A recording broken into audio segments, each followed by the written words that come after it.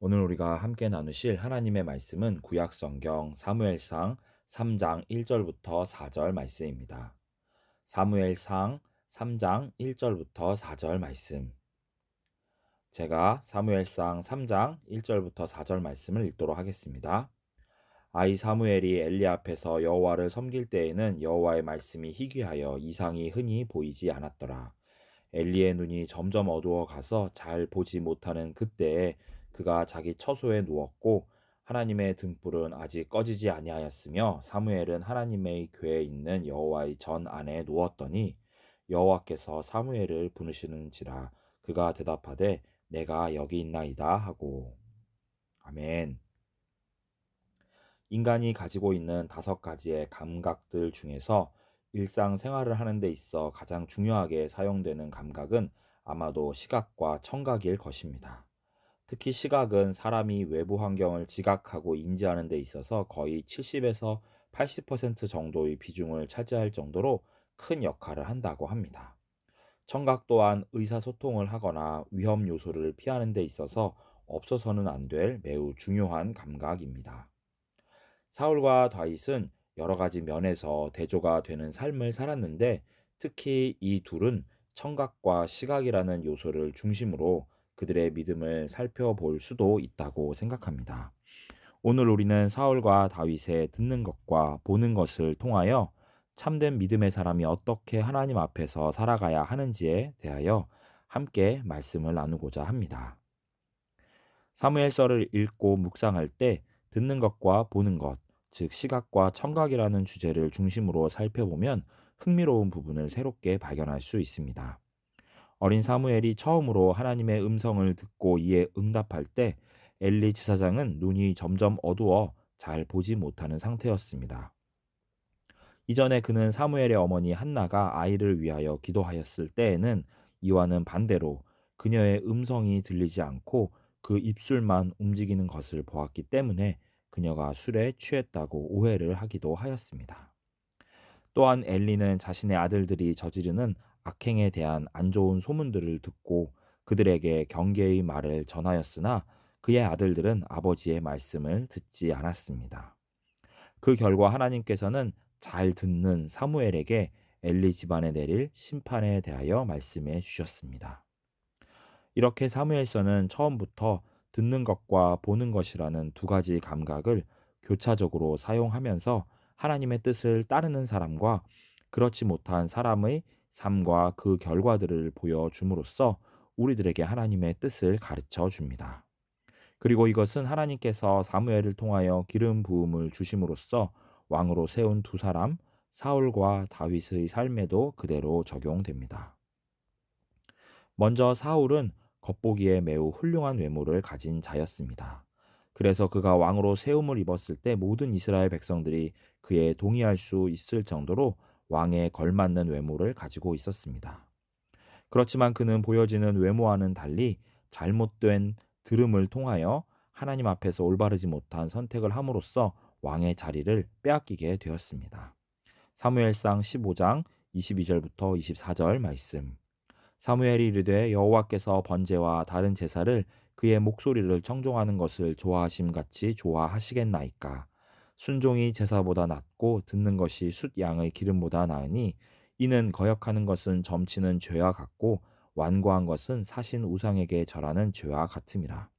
왕이 여호와의 말씀을 버렸으므로 여호와께서도 왕을 버려 왕이 되지 못하게 하셨나이다 하니 사울이 사무엘에게 이르되 내가 범죄하였나이다. 내가 여호와의 명령과 당신의 말씀을 어긴 것은 내가 백성을 두려워하여 그들의 말을 청종하였음이니이다. 여기에서 사울은 이스라엘의 왕으로서 마땅히 하나님의 음성을 들어야 함에도 불구하고 하나님의 말씀 대신 백성들의 목소리를 더 중시하였습니다. 물론 백성을 다스리는 왕으로서 백성들의 요구와 생각을 잘 듣고 고려하는 것은 반드시 필요한 덕목이라고 할 수 있겠으나 그것이 하나님의 명령을 지키지 않을 정도까지 되어서는 곤란할 것입니다. 결국 사울 왕은 가장 중요하게 들어야 할 음성을 중요하게 듣지 않음으로써 하나님의 은혜로부터 멀어지게 되었습니다. 아말렉과의 전쟁 뒤에 선지자 사무엘이 진영에 왔을 때 그의 귀에 들려왔던 양과 소의 울음소리들은 사실 결코 들려서는 안 되는 소리였습니다.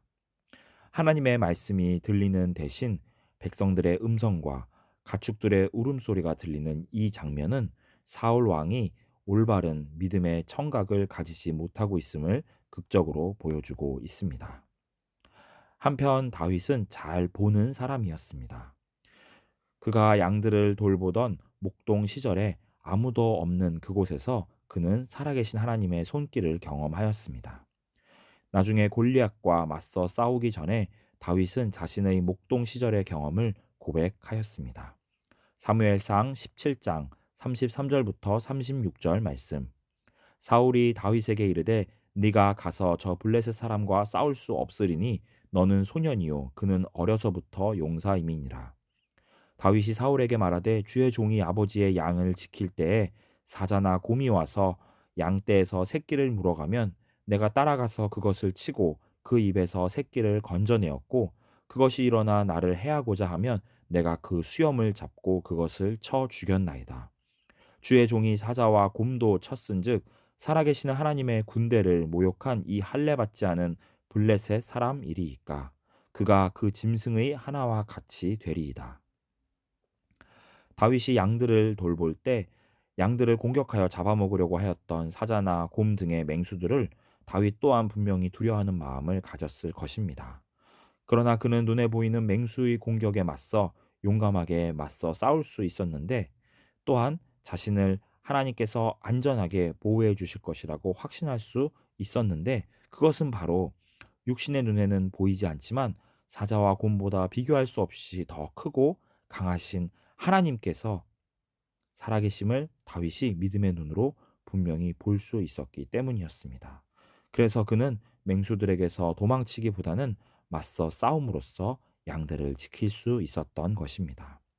나중에 맹수보다 더 무서운 골리앗 앞에서도 다윗이 담대할 수 있었던 이유 또한 그가 골리앗보다 더 크신 하나님을 믿음의 눈으로 분명하게 보았기 때문이었을 것입니다. 다윗은 사울을 피하여 도망 다닐 때에도 그리고 나중에 왕이 된 이후에도 자신 앞에 늘 계신 하나님을 바라보며 살았기 때문에 하나님으로부터 마음에 합한 자라는 평가를 들을 수 있었습니다. 물론 우리가 잘 아는 것과 같이 그 또한 죄의 유혹에 빠져 큰 죄악을 저지르기도 하였습니다.